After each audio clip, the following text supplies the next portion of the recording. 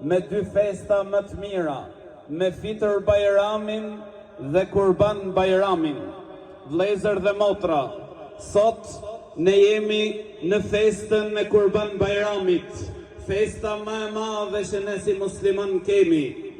E në këtë fest ne kryejmë një rit, një adhurim që i dedikohet vetëm Allahut lartësuar.